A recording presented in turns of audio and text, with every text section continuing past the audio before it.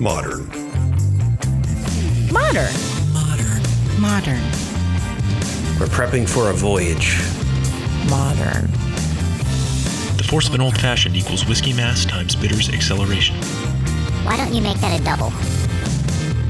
Modern Bar Cart. What's shaking, cocktail fans? Welcome to episode 227 of the Modern Bar Cart podcast. I'm your host, Eric Kozlik.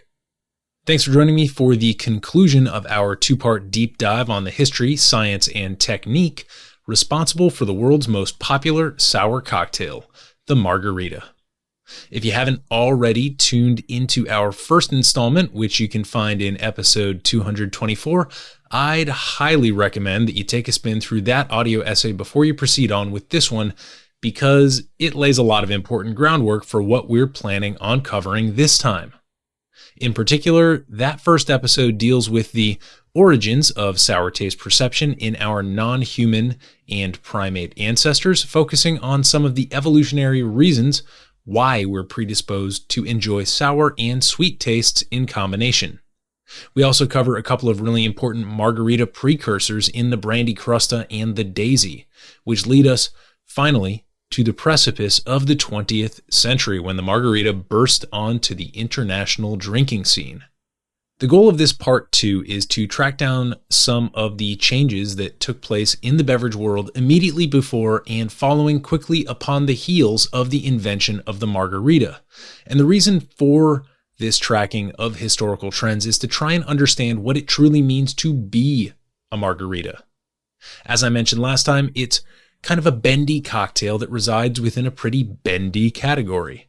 So to get to the heart of that issue, we need to start asking questions like, where does a traditional sour stop and a margarita begin? Is the salted rim optional, essential, or something else entirely? And should we think of this as a cocktail to be served up on the rocks, or does it not really matter? All of this might seem to boil down to a simple question of definitions, but in fact, if you follow the evolution of the margarita and its ingredients and proportions over time, you begin to realize that the look and feel of a margarita at any given point in history has much more to do with hacking our innate biology to best stimulate the human palate. We spent a significant portion of part 1 learning how our ability to perceive acids is both very ancient and absolutely essential to our constant quest for exogenous sources of vitamin C. But this time around, it's sugar that's the star of the show. In the same way that not all citrus juices or acids are created equal, not all sugars share the same attributes. It turns out that they can combine in strange and wonderful ways, but there are also certain hidden consequences lurking in the shadows. When all is said and done, the story of the margarita truly is the story of sugar, which is precisely what sets it apart from all its siblings and cousins in the sour family tree.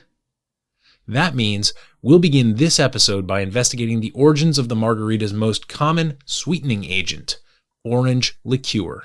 And to do that, we need to travel back in time to the Dutch Antilles over 200 years before the birth of the margarita cocktail.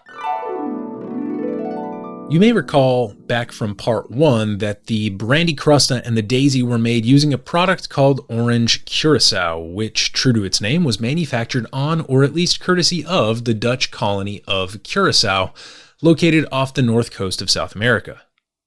As the story goes, Spanish settlers originally planted Seville or bitter oranges on the island, but the trees and fruit didn't take well to the climate. Over time, normal sour oranges morphed into fibrous, inedible fruits with green skin that have come to be known as the Laraja or Laraja orange. It's from the skins of these fruits that Curacao is traditionally made. It's also said that in the late 1600s or early 1700s, Dutch spirits entrepreneur Lucas Bols derived an extract from the Laraja skins and had it transported back to Amsterdam by way of the Dutch East India Company to make his famous liqueurs. It makes sense then that early mentions of orange liqueurs in the cocktail canon are going to make use of Curacao, which was often made using a brandy base, the Laraja extract, and a sweetener. But after about 200 years of normal manufacturing and trade, in the 1870s and 1880s, one very important catastrophe rocked the world of wine and brandy and prompted a changing of the guard in the world of orange liqueurs. This event, of course, is the phylloxera plague that wiped out grape production on the European mainland, specifically in France, for decades to come. No grapes means no brandy, and no brandy means no brandy-based Curacao. We can assume that the Dutch were just fine. They had plenty of sugarcane distillates to pivot to, but supply chains moved even more slowly back then, so the pest outbreak caused a major disruption nonetheless. This is where triple sec enters the picture. It's said to have been invented back in the 1830s, when Curacao was still popular, by the Combier family, who owned a distillery in Saumur, France, which is about 200 miles southwest of Paris. Like many European liqueurs, there's a little bit of hocus pocus, some smoke and mirrors surrounding why it's called triple sec. Some say it's because the product was originally triple distilled, which would kind of make sense. Sec literally means dry, and the more times you distill something, the less water it contains. Other origin stories allude to the possibility that the Combier family used 3 different types of dried orange peel in their maceration, and still other explanations point to the fact that triple sec has, in general, less sugar than traditional Curacao formulations. So that last explanation would be calling it dry in the same way that a wine can be dry, meaning containing less residual sugar. These new triple secs were created in a similar manner to Curacao, except the peels were macerated in a neutral sugar beet spirit, the predominant spirit made in the immediate wake of phylloxera. Then they were distilled and fortified with sugar, also derived from the sugar beet. Unlike dark, sweet Curacao, these products were lighter and more ethereal in flavor and appearance, but they still packed a huge punch of orange flavor. Remember this distinction because we'll be returning to the notion of heavy versus light sweeteners when we get to our more contemporary margarita recipes. In 1875, at the height of the phylloxera crisis, Cointreau created its iconic brand of triple sec using a method we can only assume was very similar to the one pioneered by Combier. Until the introduction of Maison Ferrand's dry Curacao in 2011, which was actually developed in partnership with Dave Wondrich, whom you'll remember from Part 1, Cointreau was pretty much the gold standard for what a clear orange liqueur is and should be. So if you encounter at any point a cocktail recipe that calls for triple sec, go ahead and assume that Cointreau is going to be an exemplary representative of that category. In 1880, 5 years after the launch of Cointreau, a new player entered the picture, and its name was Grand Marnier, a mashup comprised of the surname of the family responsible for inventing it and a timeless suggestion from a helpful friend. The family were the Marnier-L'Apostoles, who ran a distilling operation in a town called Neuf-le-Château, just west of Paris, and the friend, and what a friend he was named César Ritz, the Swiss hotelier responsible for creating what we now know as the Ritz-Carlton hotel chain. After tinkering with a large stock of cognac acquired by his father-in-law Eugène L'Apostole, Louis-Alexandre Marnier-L'Apostole decided that it would benefit from the addition of a rare orange extract from the Caribbean, in all likelihood the very same flavorant used in orange Curacao. Some fine old cognac, some orange extract, and a little bit of sugar to marry it all together, et voila, a star is born.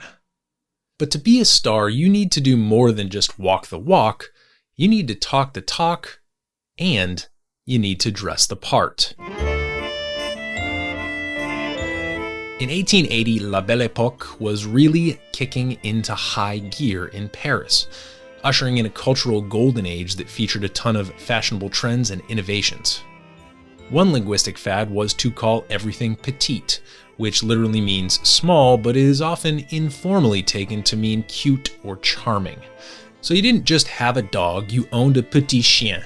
And you didn't just read the daily newspaper, you read either Le Petit Journal or Le Petit Parisien.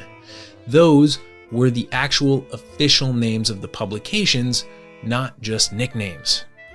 So, amidst all this cutesy petiteness, one day Louis-Alexandre Marnier Lapastot poured a dram of his orange-infused sweetened cognac concoction for his good friend César Ritz, and the latter decided that it would be smart to buck convention, to go against the grain, and call this delicious nectar Grand Marnier, a name that was loud and proud, big and bold in a world where many seemed ready to kick back against the stifling petiteness of the bourgeoisie. So now we've got a spirit that talks the talk and walks the walk, but how would it dress the part? Well, that's where the tradition of the cognac region comes in. If you look at a bottle of Grand Marnier, you'll notice that it resembles the traditional alembic or Charente still design used by French brandy distillers. This, of course, is no coincidence. The bottle was designed to look strikingly different, to stand out from the herd, and the whole ensemble is adorned with a red ribbon, or cordon rouge, affixed to the bottle by a wax stamp. For this reason, the term cordon rouge very quickly became synonymous with Grand Marnier's signature product. But it wasn't just Grand Marnier that benefited from its relationship with César Ritz. The hotel magnate famously partnered with Georges-Auguste Escoffier, one of the most famous and influential French chefs of all time. The liqueur was very quickly adopted by their respective food and beverage programs, also featuring in one of Escoffier's most iconic recipes, crêpes Suzette. This immediate exposure to the wealthiest palates across the continent catapulted Grand Marnier into the cultural consciousness of La Belle Époque, and it gave César Ritz and Escoffier, his culinary sidekick, something really interesting and innovative to talk about.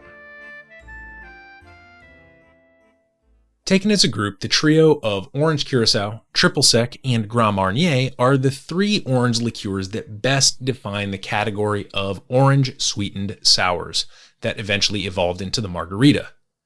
Curacao focuses on the intensity and uniqueness of the bitter orange flavor.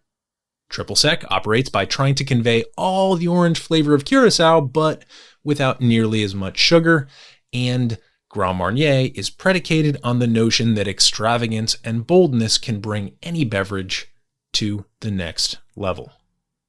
Orange liqueurs in general, and bottles like Cointreau and Grand Marnier in particular, were a huge part of beverage culture in continental Europe and beyond by the early 20th century, when Americans began quaffing sunrise tequilas at Mexican resorts, as we mentioned at the conclusion of part 1.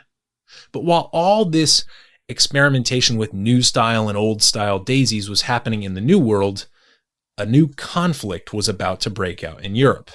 I mean, yeah, there was some little squabble about an archduke assassination that got a few people bent out of shape, but the conflict I'm referring to is one that would push bartenders to not merely combine spirits, acids, and orange liqueurs, but also to seriously consider and ruthlessly debate the ratios they used in the cocktail shaker. To learn why, we need to set the timeline back about 100 years before the present day to a famous bar in Paris where a bartender named Harry McAlone was whipping up drinks for thirsty American expats who couldn't drink out in the open on their native soil, where the Volstead Act was in full force. His venue was known as Harry's New York Bar, and this eponymous joint is absolutely legendary in the beverage world as being the definitive or assumed origin of drinks like the French 75, Bloody Mary, Old Pal, Monkey Gland, and, importantly for this episode, the Sidecar. According to cocktail historian Simon Difford, whom we'll return to in just a minute, quote, "The son of a jute mill owner from Dundee, Scotland, Harry first worked at No. 5 Rue Donnou in Paris, the site he would later acquire and turn into Harry's Bar, when Milton Henry opened his New York bar there in 1911.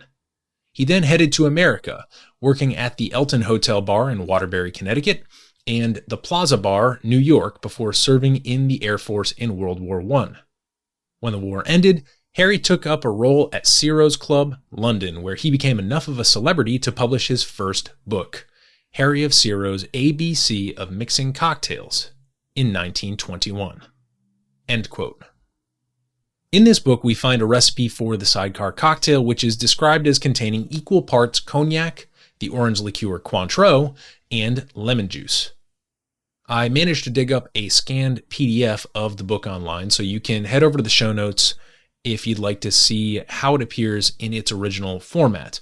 Unfortunately, the edition I was able to find was the 1923 reprint and not the original version that came out 2 years prior. But you'll note that at least in this edition, he credits the sidecar to a bartender named Pat McGarry at Buck's Club in London.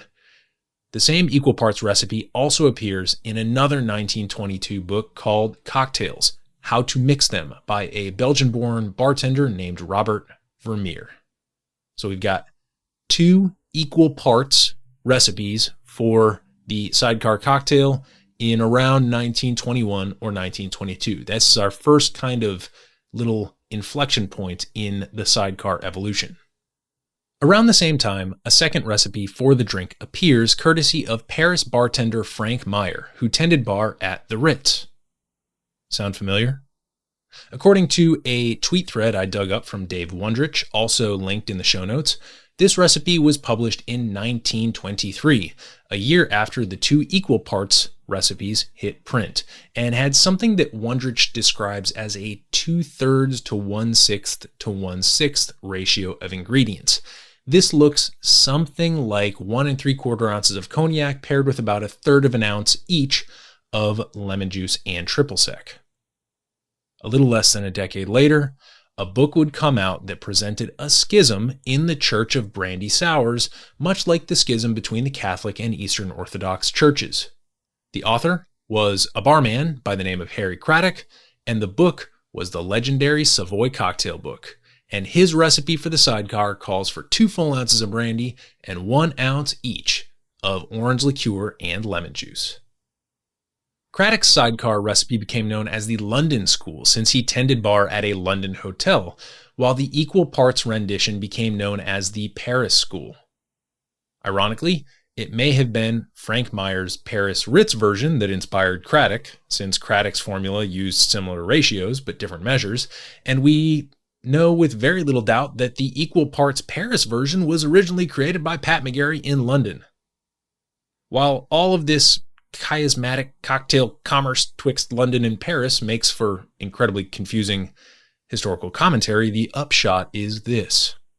As different palates and sensibilities had the opportunity to test and tweak the sidecar formulation, it migrated from an equal parts recipe to something that resembles what we today would think of as a classic sour ratio: 2 or 3 parts booze, 1 part sour, and 1 part sweet. Now, all these measurements are a huge pain in the neck to keep track of if you're just using automatic recall. So I've created a very special Google Sheet with all the recipes I referenced here and in part 1 so that we can do a little bit of number crunching, and so you can compare these different builds based on other qualities like publication date, service method, and ABV. So please, if you have the chance, take a look at all these different sour cocktail recipes lined up next to one another on that spreadsheet. I guarantee it'll give you a completely new appreciation of the format. As a quick aside, 2 other sidecar recipes that I think are important to share before we move on come courtesy of David Embry, author of the 1948 book The Fine Art of Mixing Drinks, and Simon Difford, who is a contemporary cocktail scholar and publisher of Difford's Guide.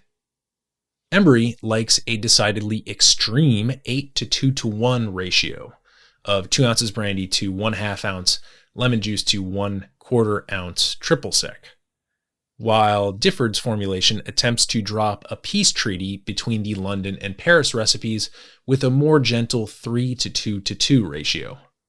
While neither of these recipes is what I would personally gravitate toward as either a bartender or a consumer, I think they speak to the underlying reason why there's no set recipe for the margarita. Because everyone has a slightly different opinion on how much sweet should be paired with how much sour.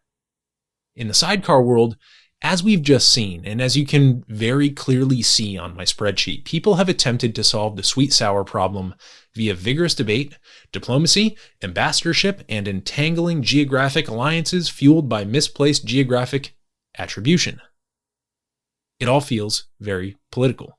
And when you look at these different recipes over time, it can seem like they swing back and forth much like the political pendulum, sometimes more sweet, sometimes more sour, and sometimes very balanced.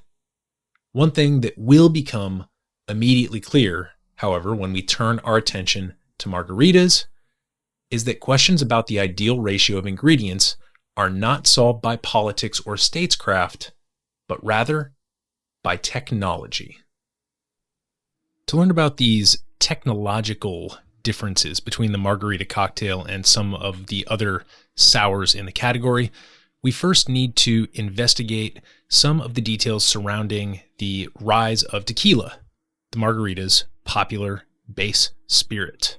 This will give us some insights into just what makes the margarita so special.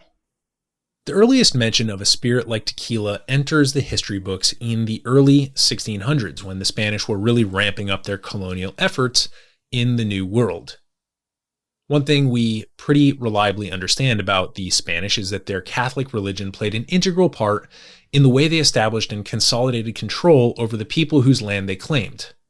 And one thing we know about the Catholic Church is that wine was pretty important to the way they did business. So the Spanish would roll into an area, and while some of them were absorbed in spreading diseases and trying to part the natives with their luxuries, resources, and women, others would be busy erecting churches and planting grapes. In some locales, these vineyards thrived, and to learn more about that, you can tune into my interview with Machu Pisco founder Melanie Asher in episode 167. But in other areas of the New World, grapes just weren't all that successful. In places like Mexico, Catholic priests and missionaries may have been stuck trying to get creative with their communion wine sourcing, but that didn't stop thirsty Spanish landowners and businessmen from capitalizing on the native crops and ferment. Since long before the Spanish had arrived, indigenous people had been fermenting a drink called pulque using the sap of agave plants, which were plentiful in certain parts of Mexico. Sources disagree when it comes to establishing the exact date when these mezcal wines were first distilled. Early distilling proponents claim this could have happened as early as the 1530s, while more conservative estimates ascribe the first noteworthy distilling operation to... Alright, gotta take a deep breath here. Don Pedro Sanchez de Tagle, Marquis of Altamira and Caballero de la Orden of Calatrava. That's all one name. In the year 1600. A century and a half later, in 1758, Don José Antonio de Cuervo was issued a land grant by King Ferdinand VI of Spain in the state of Jalisco, in a small town in a valley west of Guadalajara called Tequila. One important inflection point in the story of tequila as it pertains to the margarita cocktail is the fact that the Cuervo family was the first to begin bottling tequila around 1880. There's that year again, 1880. This transition from barrel storage to bottling meant that the spirit could more easily make its way across the border to the U.S., which most likely first occurred courtesy of Don Zenobio Souza in 1888. You'll see Souza tequila still on shelves to this day. From the late 1880s through the 1910s, tequila very likely enjoyed moderate but stable growth both within and outside of Mexico, but a decade of revolution between 1910 and 1920 threw that all into chaos. On the one hand, tequila became an important symbol to the Mexican people during their revolution, but on the other hand, it was scarce because many rebel factions confiscated it or outright destroyed the property of the distillers who made it. Following the Mexican Revolution, a large percentage of the agave fields previously owned by distillers became redistributed to peasants, which left only a small handful of tequila producers to muddle through the Great Depression in the 1930s. These operations were likely saved from extinction due to the timely arrival of more modern production techniques, such as the use of cultivated yeasts and the pitching of non-agave sugars to boost fermentation efficiency. This might seem like a small detail. It might come off as inconsequential that struggling Mexican distillers found a way to increase their yields at a time when other distillers around the world were doing the exact same thing. But these advances took place at a very important threshold and represent a kind of tuning fork for how sugar would be treated in tequila and tequila cocktails for the next half century. More on that in just a minute. This episode is brought to you by Near Country Provisions. I've been a customer for about a year now, and I can say without hesitation that the delivery of frozen farm fresh meat that I receive from Adam and his team makes me do a little happy dance every month. Not only does Near Country offer grass-fed beef and pasture-raised pork, but they also have an awesome selection of chicken and seafood. And the best part is it's all local and it's all sustainably farmed and harvested. You can customize every order or simply leave the selection in their capable hands like I do. Near Country even offers fun add-ons like bones for soups and stocks, as well as special holiday offerings like turkeys, brisket, and more. If you live in the Mid-Atlantic, that's DC, Maryland, or Virginia, and you're sick of the same bland selection at the grocery store, or you're looking to drastically improve the quality of the protein in your diet, Near Country Provisions has you covered. Head over to nearcountry.com and enter the code BARCART, all one word, when you sign up for your subscription to receive 2 free pounds of bacon or ground beef in your first delivery. That's BARCART, BARCART, all one word, at checkout. This is easily one of the biggest quality of life improvements I've made in the last year or two, so I hope you'll give Near Country Provisions a shot and let me know what you think. Now, back to the show.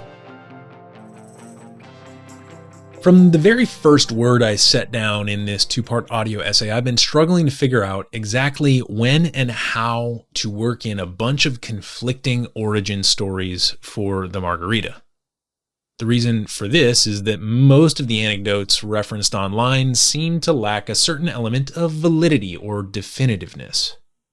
To me, and hopefully to you, it doesn't matter which bartender reached into the well and grabbed the wrong bottle when somebody ordered a daisy. It doesn't matter which famous actress claimed to be allergic to all spirits except tequila. It doesn't matter at which bar in Tijuana or Juarez or LA or Galveston someone first shook up tequila and citrus and orange liqueur and poured the mixture into a glass, very likely with a salted rim, and called it a margarita. As we established in part 1, margarita is simply the Spanish word for daisy, and as if the fact that we're describing a tequila daisy isn't enough, it also just so happens that margarita was an extremely popular name in Mexico during the 1930s and 1940s when all these alleged origin stories are said to take place. To me, there are precisely 2 cocktail recipes that matter when it comes to the origins of the margarita. One is called the Picador and appears in UK bartender Billy Tarling's Café Royal cocktail book in 1937, and the other is New York bartender Charlie Connolly's Tequila Sour, which appears in the world-famous Cotton Club 1939 book of mixed drinks in, you guessed it, 1939. The Picador is a 2-to-1-to-1 combination of tequila to Cointreau to lime juice, while the Tequila Sour is a 3-to-1-to-1 combo of the same ingredients, featuring a salted rim. The fact that these 2 cocktails hail from bartenders in London and New York implies that tequila, by this time, had become available to drinkers in both the US and Europe. And the fact that one employs a salted rim while the other is more minimal implies that there's some flexibility as to the precise service method for a drink sporting tequila, orange liqueur, and lime.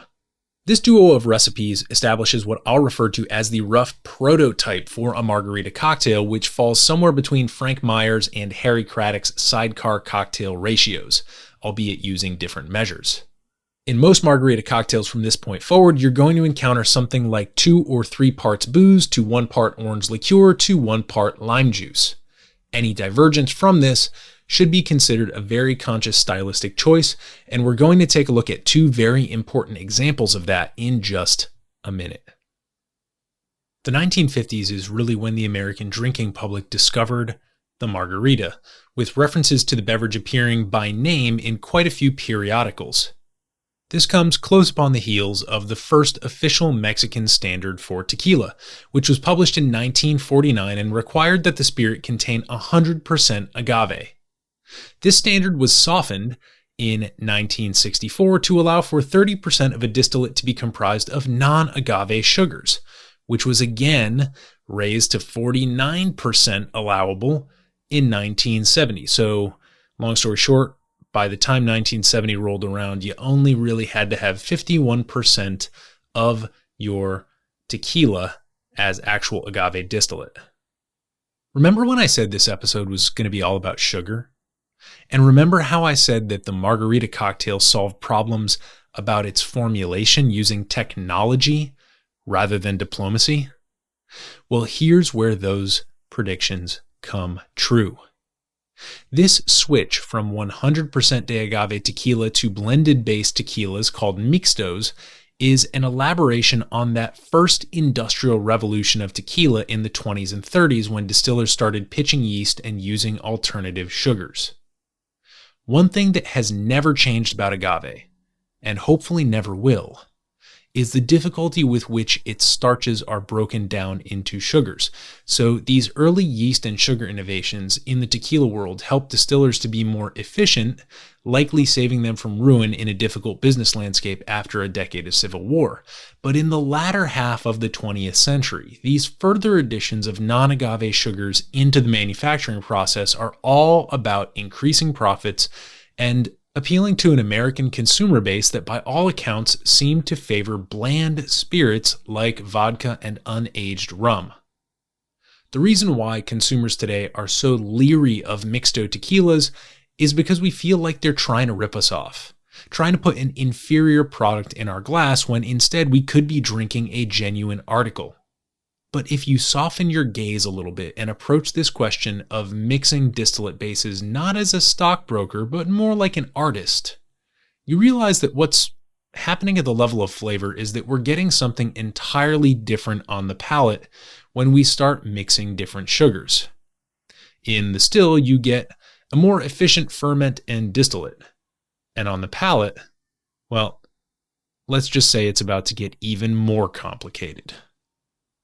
The two types of sugar that we need to look at here are sucrose, which you can think of as table sugar, and fructose, or fruit sugar. Sucrose is what we're talking about when we think of those sweet orange liqueurs like Cointreau and Grand Marnier, and fructose is the primary sugar in those agave plants that we use to create tequila. Researchers use sucrose as the baseline by which all other sugars are measured.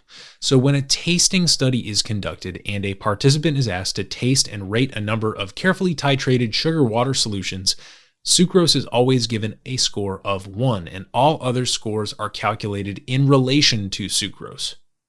So if you're looking at a margarita and trying to figure out what's being hacked to give your brain an extra boost of happy chemicals, you want to look at the amount of sucrose-based sweetener in the recipe and then consider the following 3 facts. Number 1, under controlled laboratory conditions, studies indicate that fructose exhibits perceived sweetness levels far higher than sucrose. That means that if you have any fructose in your margarita in the form of high fructose corn syrup or agave nectar, and these are as sweeteners, mind you, it's going to be perceived as sweeter than it would with a corresponding amount of sucrose. We'll have a couple of prime examples of this in just a minute. Number 2, fructose is perceived as sweeter in colder solutions. Like a cocktail that you shake and serve over ice. And number 3, in combination, sucrose and fructose have a synergistic effect on the taster, being perceived as sweeter than an equal amount of either sugar by itself. One thing we need to be careful of here is assuming that tequila contains fructose. Generally speaking, it doesn't. That fructose is what gets transformed into alcohol. But with that one caveat in mind, I do need to drop a final fructose fact on you. And be warned, it's big, it's dirty, and it's uncomfortable. Here it is. Fructose has a much lower glycemic index than sucrose, about 2.5 times lower in fact, which means it doesn't make your blood sugar spike when you consume it. Seems like a good thing, right? But even though it does you the favor of raising your blood sugar much more slowly than sucrose, it needs to get processed directly by the liver, which tends to convert it straight into fat. Over time, this can result in non-alcoholic fatty liver disease or simply exacerbate a fatty liver issue caused by excess alcohol consumption over time. The TLDR on fructose is that it gives you a lot of bang for your buck on the palate, which sends those sweet, happy signals onto your brain. This is amazing for mixologists because it allows them to decide if A, they want to optimize for balance by using a smaller amount of fructose than sucrose, knowing that it packs a sweeter punch, or B, they just want to go hog wild and load in as much sweetness as possible because your liver is your problem. This brings us to the Cadillac Margarita. In the 1970s and 1980s, this drink started popping up on cocktail menus all over the US.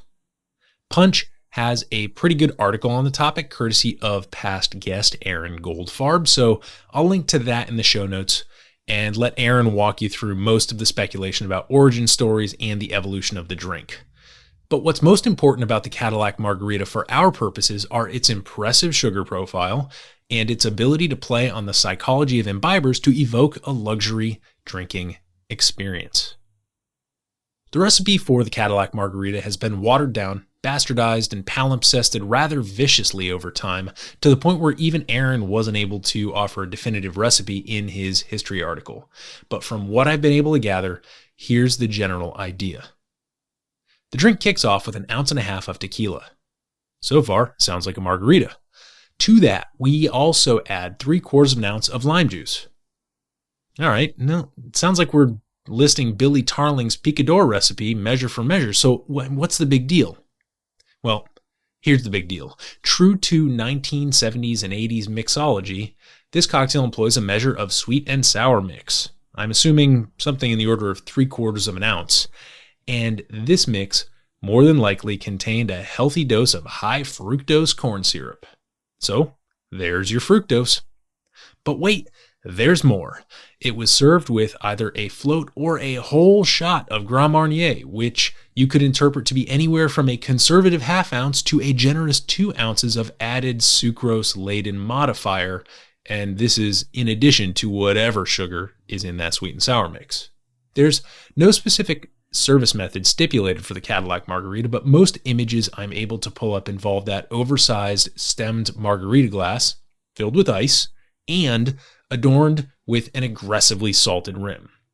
So in terms of service method, if there's a question about how it's served, the answer is yes. It's just yes. Served up? Yes. Served on the rocks? Somehow also yes. Salted rim? Definitely.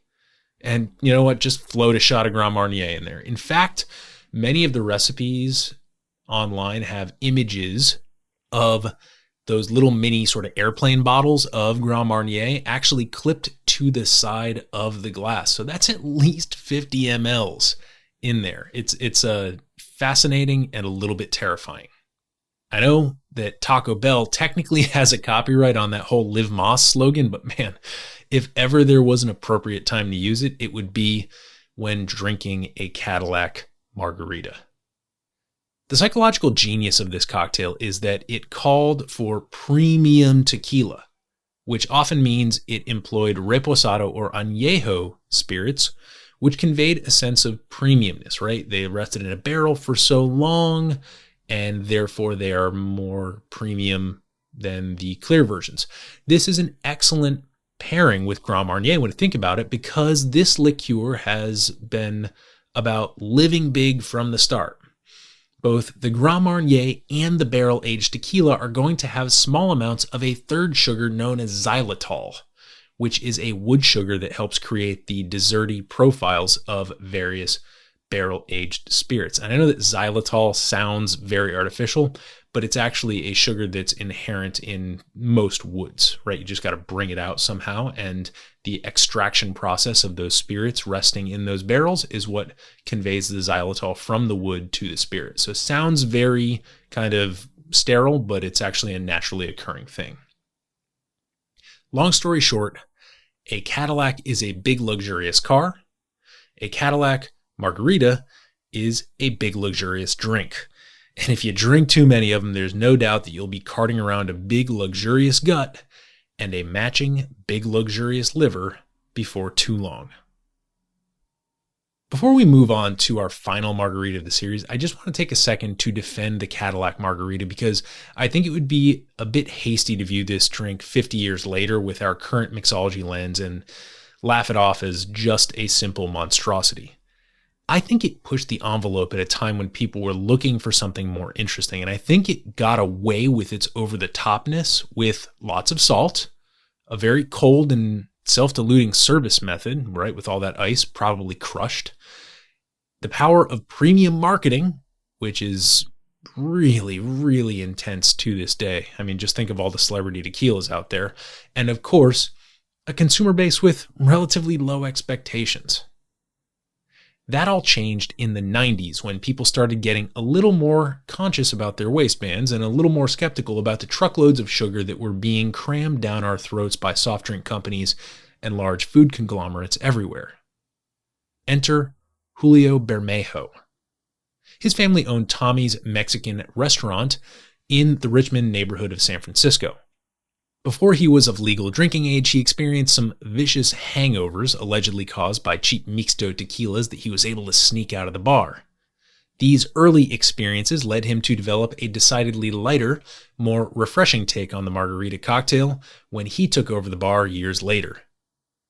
Initially, his margarita build consisted of 2 ounces of 100% de agave tequila, 3/4 of an ounce of fresh lime juice, an innovation at the time, and a similar measure of simple syrup, which had long since replaced orange liqueur as the sweetener at the bar. In the early 90s, most guests ordered these blended, and Bermejo famously discouraged the use of a salt rim, claiming that it was unnecessary. But by the end of the decade, even the blender was gone, and the simple syrup was replaced by agave nectar. This came at an incredible time for the bar world, which was just about to experience a true renaissance. So when Bermejo's bar and his incredible margarita were discovered by rising star bartender Tony Abu Ghanem in 1995 or 96, it very quickly started taking the industry by storm. First, it became a cocktail staple in Las Vegas, where Abu Ghanem went on to build massive beverage programs, and from there, it spread its influence all over the world. If the Cadillac Margarita is an exercise in excess, the Tommy's Margarita is an exercise in simplicity. The question for Bermejo wasn't so much how much can we add, it was how much of the accumulated artificiality, distraction, and technology of the 20th century can we take away and still have a margarita. There's 2 things I'd like to point out about the Tommy's Margarita that make it a standout in the category for me. First, it splits the difference between the 1937 Billy Tarling Picador recipe and the iconic Harry Craddock sidecar recipe. And to me, that makes it a simply wonderful booze-forward and refreshing addition to the Tequila Sour family. And second, the absence of salt and the utilitarian on-the-rocks service method really signal that the Tommy's Margarita isn't looking to hide anything. On the surface, and looking back after nearly 2 decades of excellent cocktails, it might be easy to say, refreshing margarita on the rocks, big deal. I mean, we've been doing that forever. But this move toward transparency and quality ingredients really was a mammoth innovation that shook the bar world to its core. Despite its virtues, however, this drink does come with a couple important catches, and I wouldn't be doing my job if I left without mentioning them. One is that many people, myself included, would argue that it's not technically a margarita. Without the orange liqueur, I feel like it needs to be classified as a humble tequila sour. Even humbler than Charlie Connolly's 1939 tequila sour recipe that did include triple sec. Also, I know that the implication is that the agave nectar in the Tommy's Margarita makes it somehow healthier than whatever came before it, or maybe that, it's more authentic because it's referencing back to tequila's agave distillate base. But that's just good marketing. Agave nectar is simply the latest in a century-long hit parade of largely fructose-laden sugar technologies that allow us to throw back one of the world's most delicious and crushable drinks and not feel as bad about ourselves for doing so. Does the agave nectar give the cocktail more flavor than simple syrup? Undoubtedly. And for that reason alone, I'm happy to give the Tommy's Margarita a valued place in the margarita pantheon, even though it doesn't contain an essential ingredient. But this is like one of those episodes of the show Chopped when someone leaves a basket ingredient out of one of the dishes, but wins the competition anyway. It's not impossible, but you know that when you commit an error that serious, everything else had better be perfect. My friends, I feel like we've come a long way together during this two-part monstrosity of an audio essay. We've journeyed from the origins of sour taste perception in the roundworm C. elegans to the cocktail innovations of people who are still very much alive and influencing the beverage world that you and I have the pleasure of participating in. I hope you'll head over to the show notes pages for these episodes where you'll be able to find the full text as well as links, spreadsheets, and references to a lot of the sciencey stuff I've been mentioning on the topic of taste perception. I'm planning on taking a week off after this episode because looking back, I've written what amounts to a college-level thesis on the margarita, and most students, they get a whole year to get that damn thing done, not just a couple weeks, so I think I've earned it. If you can believe it, there's some things I left out, including a wild conspiracy theory about Grand Marnier, some science pertaining to salt, and even my thoughts on the pervasive skinny margarita. If someone wants to have me on another podcast and grill me on those, please feel free, but for now, I thought I'd do us all a favor, in the interest of brevity, and bring things home by offering my large-scale takeaways from all this talk about the evolution of the margarita. The technical genius of the margarita is that no matter what kind of recipe you have in front of you, there's a very, very high chance that it's hacking some part of your physiology that makes you want to have another one. Whether that hack is driven by a salted rim that makes you thirsty while simultaneously calming your taste perception of the spicy tacos you're eating, or by our inability to produce endogenous vitamin C, making us crave that hit of citrus, or by fructose that's talking nice to your blood sugar while kicking your liver under the table, or by the mere perception that the ingredients in your glass are somehow more premium or natural than the alternatives. In other sour cocktails, I feel like body and acid are the real stars of the show. That's why egg white or aquafaba are so popular in a whiskey sour, and why a truly delicious lime cordial is the key to a perfect gimlet experience, for example. And of course, we can't leave out the daiquiri, which will always be the ultimate litmus test of a bartender's ability to balance sweet, sour, and booze. But the margarita ain't any of those things. Body? Who cares? Serve it up. Serve it blended. Serve it on the rocks. I'll drink it however you bring it. Acid profile? Lime juice. Fresh. Nothing else to talk about. And as far as balance goes, well, let's just say the margarita is far more concerned with perception than it is with reality.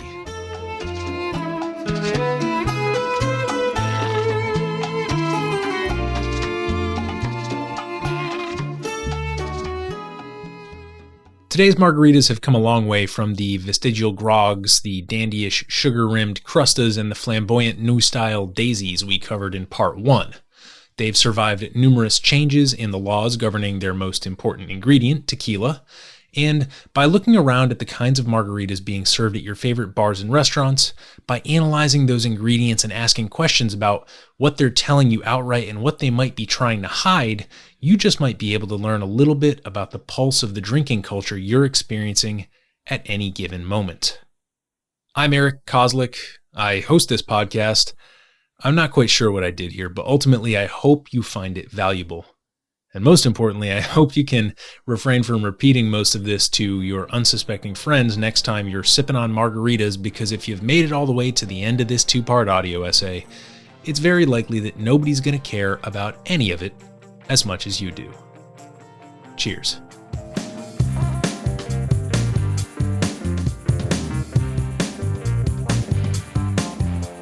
Hey everybody, thanks for listening. If you enjoyed this episode, there's two big things you can do for us here at Modern Bar Cart. One would be to tell your friends and family if you think they'd enjoy listening to us talk about cocktails.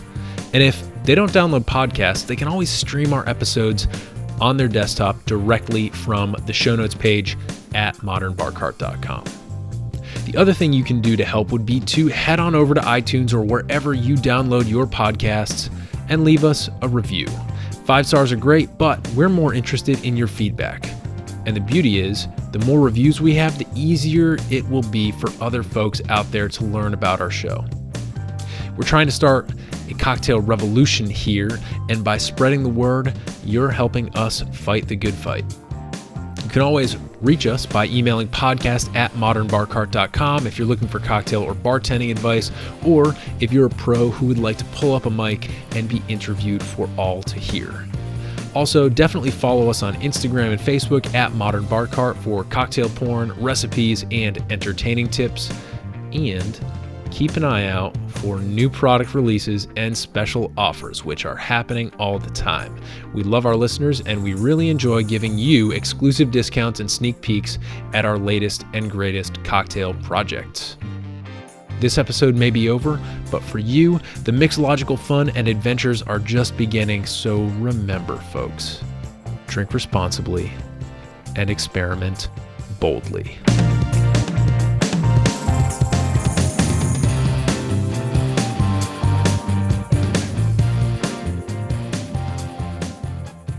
This episode was made possible with editing and sound design by Samantha Reed, and a whole lot of research and writing and research and more writing by yours truly.